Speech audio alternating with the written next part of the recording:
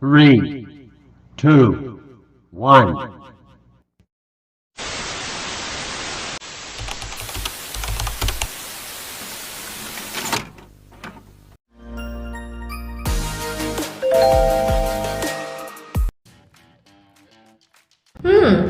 Pernahkah anda terfikir pelabelan pada produk pembelian yang anda beli itu adakah benar atau tidak? Assalamualaikum warahmatullahi wabarakatuh.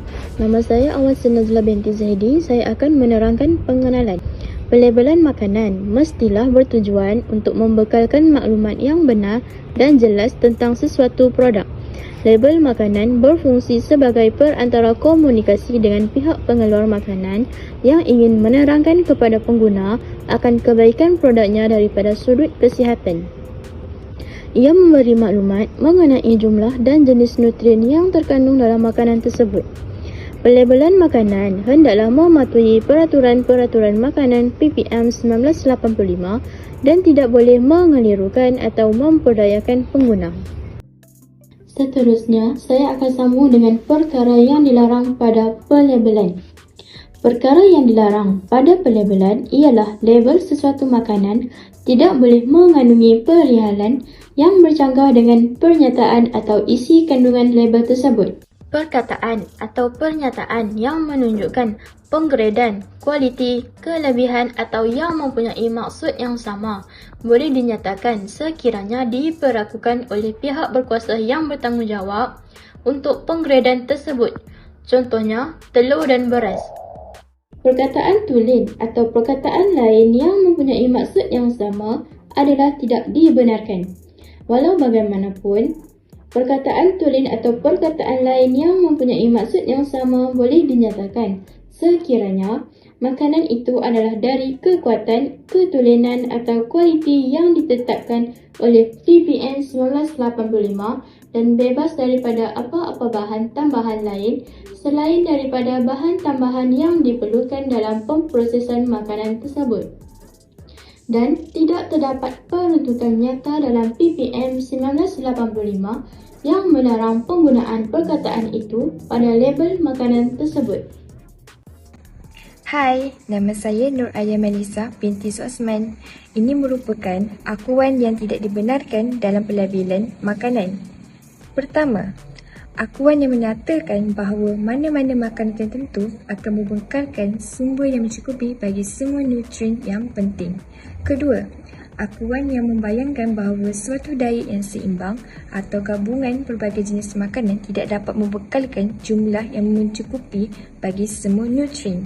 Yang ketiga, akuan yang tidak dapat disahkan.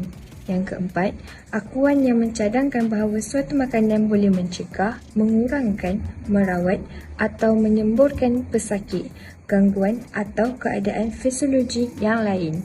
Kelima, akuan yang menyebabkan pengguna ragu akan keselamatan makanan yang serupa. Yang keenam, akuan yang menimbulkan atau mengeksploitasikan rasa takut pada pengguna. Seterusnya, kes-kes akuan pelabelan yang tidak dibenarkan di Malaysia. Kes pertama, antara bentuk akuan yang tidak dibenarkan di dalam kes ini ialah akuan yang mencadangkan bahawa suatu makanan boleh mencegah, mengurangkan, merawat atau menyemburkan penyakit gangguan atau keadaan fisiologi yang lain. Sebelum saya meneruskan penerangan tentang kes ini, marilah sama-sama kita menonton keratan video berita tentang kes ini. Yang penting halal tidak perlulah dilabelkan sebagai makanan sunnah. Penipuan boleh berselindung di sebalik label. Lebih menyedihkan apabila label yang mempamerkan Islam digunakan untuk mengelirukan yang boleh membawa kepada penipuan. Baru-baru ini telah tular isu berkaitan jualan produk makanan sunnah secara berleluasa dan masih terdapat peniaga menggunakan pelabelan yang tidak dibenarkan di dalam Seksyen 2 Arta Makanan. Berdasarkan Fatwa Muzakarah Majlis Fatwa Kebangsaan pada 2015, tiada sebarang produk sama ada makanan atau bukan makanan yang dijual di pasaran boleh dilabel sebagai makanan penawar atau dibacakan doa dan zikir kerana ia menyalahi peraturan, termasuklah produk yang dilabel sebagai makanan sunnah dan dipromosikan sebagai makanan yang terbaik serta memiliki khasiat yang luar biasa. Berdasarkan fatwa itu, Muzakarah memutuskan penjualan sebarang jenis produk menggunakan ayat ruqyah iaitu ayat dalam Al-Quran untuk tujuan komersial tidak dibenarkan sama ada untuk tujuan pelabelan, perinklanan dan promosi. Muzakarah bersetuju memutuskan penggunaan ayat ruqyah dan istilah makanan sunnah secara tidak bertanggungjawab untuk tujuan mengawet keuntungan dan melariskan produk itu perlu dihentikan sama sekali. Hal ini kerana dibimbang ia termasuk dalam perbuatan memperdagangkan ayat-ayat Al-Quran, suatu perbuatan yang salah di dalam ajaran Islam. Tindakan munitif pula akan diambil ke atas peniaga yang didapati melakukan kesalahan di bawah perintah berkenaan seperti menyita barangan, mengenakan kompaun atau tindakan mahkamah. Nama saya Anis Maisara binti Abdullah. Saya akan meneruskan penerangan tentang bentuk akuan yang tidak dibenarkan seterusnya. Akuan yang tidak dibenarkan di dalam kes kedua ini ialah akuan yang menyebabkan pengguna ragu akan keselamatan makanan yang serupa.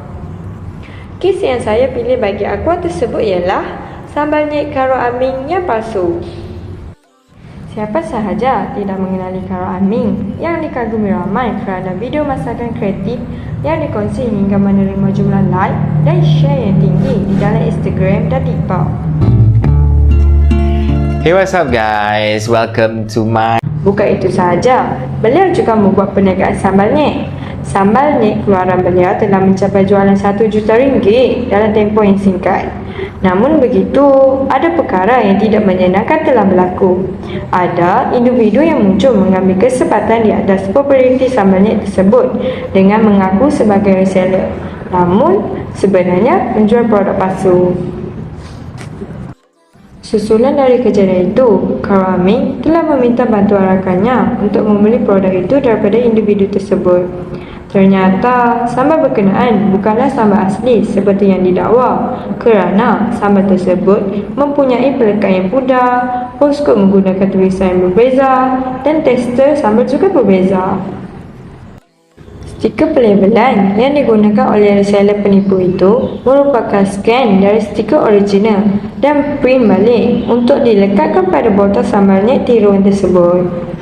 Ekoran daripada itu, Karo Aming telah membuat laporan polis dan berpesan supaya orang ramai agar tidak terbeli sambal berkenaan.